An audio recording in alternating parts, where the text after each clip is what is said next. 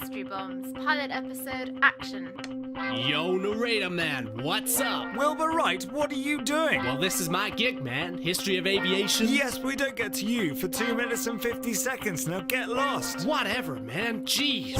Why are the British so uptight? It's time for the history bomb of aviation. And our journey begins in ancient Greece. Icarus and Daedalus took to the skies, tragically flew just a little too high. Waxy wings got melty like a candle, the sun proved too hard to handle. So before you make wings, don't be a hero. Keep the wax for your legs and the feathers in a pillow. Wise words there. So, not the most promising start for human aviation, but bizarrely, this mythical mishap inspired the first pioneers of flight. Let's meet one of them now. The year is 1010. An English monk has a similar plan. Homemade wings, jumps off an abbey, flew 200 meters, then got a bit flappy. Crash landed and broke his limbs. Should have stuck to praying and singing hymns. Ah yes, silly monk. And that set the tone for the next few hundred years of human aviation. Not so much flying, but assisted falling.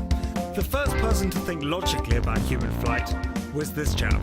Welcome to Florence, lovely to meet ya. I'm in the middle of the Mona Lisa, but when I'm not painting, I like to sketch drafts for parachute gliders and autocrats. I didn't have the time to make them, I'm far too busy. Arrivederci, Leonardo da Vinci. Arrivederci indeed.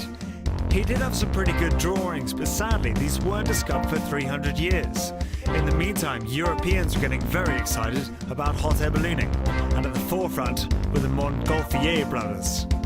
Bonjour, we're Montgolfiers. Gonna take you up in the air. We learned that hot air rises, sends the balloons everyone surprises. Lifted a sheep with a chicken and a duck. Lost the France with a kiss up. That's our style, that's how we roll. Like our balloons, we're out of control. Two problems with balloons. One, impossible to change direction. Two, they caught on fire. Count Ferdinand von Zeppelin solved the first problem with his dirigible airships, but they still caught on fire. Hindenburg disaster, anyone? Now, whilst the French were messing around with airships, it was naturally left to a right-minded Englishman to get on with the proper business of pioneering fixed-wing aircraft. That man was Sir George Cayley. Silly French, I have no time for dirigibles. It's time for the fundamental principles of flight. I say, what, where? My mother flew a glider from here to there. The mechanics of flying, they are a must. Weight, lift, drag, thrust. I need a lightweight engine, but they think I'm demented. Since the 1850s, they haven't been invented. Cayley's work ushered in the age of steam. From the 1870s, lightweight steam engines were being used for short test flights, and in the 1890s, Samuel Langley achieved an unmanned flight of 1 kilometer. At the dawn of the 20th century, manned flight was finally realized. Hey Wilbur, let's do this right. We're gonna be the grandmasters of flight. Oh yeah! Got the power free axis control. Yaw, pitch and roll. We built a biplane, called it the Flyer. Launched off a catapult and got much higher. Planes were our invention, loud and clear. So quit whining about our landing gear. There is still argument as to whether the Wright brothers did make the first plane because they used a catapult, not wheels, to take off.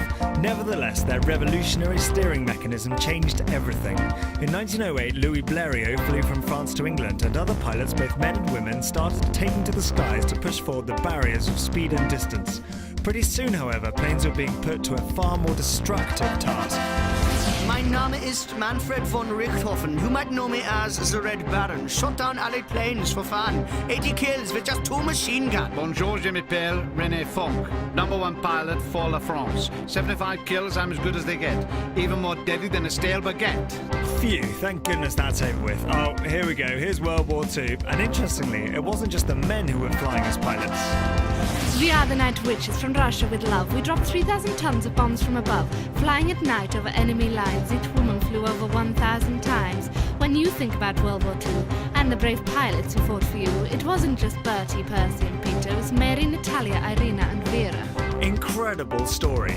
Both world wars were unimaginably destructive, but through their course, human flight was revolutionized. Planes were getting faster and more ambitious, and gutsy test pilots were pushing them to the limit.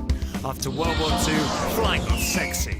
Chuck Yeager, pilot of renown. In 47, I broke the speed of sound. Elmer Crossfield, US pilot 2, took a skyrocket past Mach 2. Yuri Gagarin, Russian ace. In 61, I went to outer space. Neil Armstrong, how'd you do? In 69, I walked on the moon. And the need for speed is still alive. In 2010, Boeing hit Mach 5, and now for space, the final frontier. Will space tourism soon appear? Whatever happens, we've come a long way from Icarus and Daedalus flapping away.